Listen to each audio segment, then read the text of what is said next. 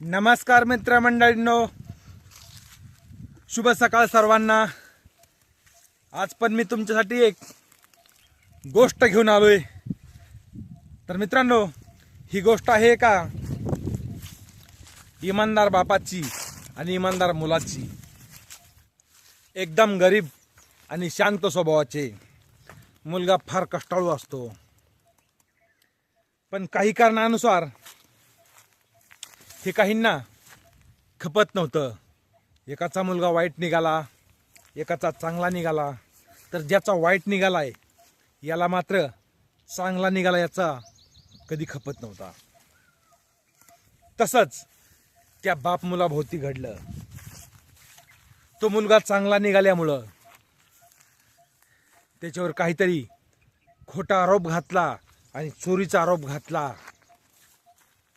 काही वस्तू पैसे त्याच्याच घरात नेऊन काही नालायकांनी टाकले आणि त्या बापाच्या मुलाला जेलमध्ये पाठवलं। एक दिवस गेला, 2 दिवस गेले, 3 दिवस गेले, बघत बघत 3 महिने झाले।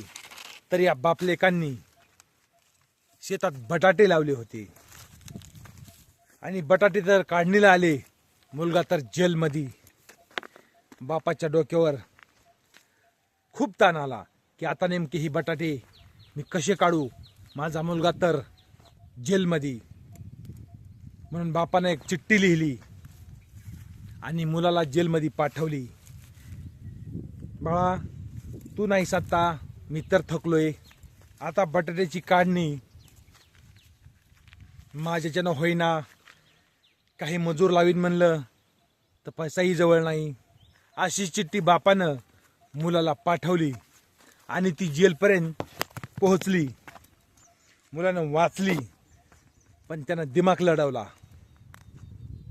त्या चिठ्ठीच्या पाठीमागून लिहिलं, बाबा, आपल्याला बटाटे काढण्याची काही गरज नाही।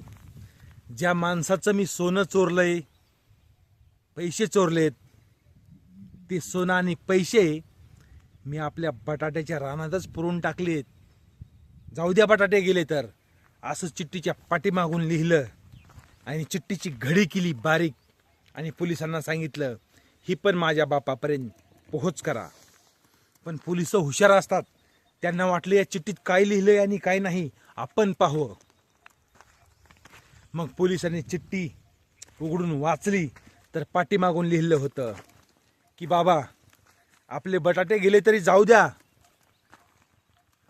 कारण मी सोनं आणि पैसे चोरलेले त्या बटाट्याच्या रानातच पुरलेत, त्यावरती आपण श्रीमंत होऊ। मग पोलिस काय गाड्याची गाड्या भरून बटाट्याच्या शेतात गेल्या आणि मस्त टिकाऊ खोरीनं सगळं रान खांदू लागले। कशासाठी? ते सोनं आणि पैसे सापडण्यासाठी। तर काहीच तिथं मिळालं नाही, कारण हे मुलानं खोटं खोटं लिहिलं होतं। कशासाठी?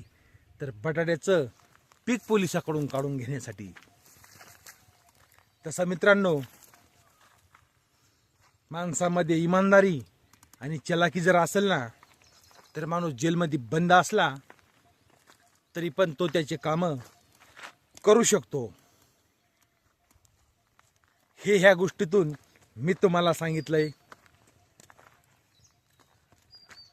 तर मित्रांनो, भेटूया उद्याच्याला एका नवीन डोंगर दऱ्यातल्या गोष्टीत।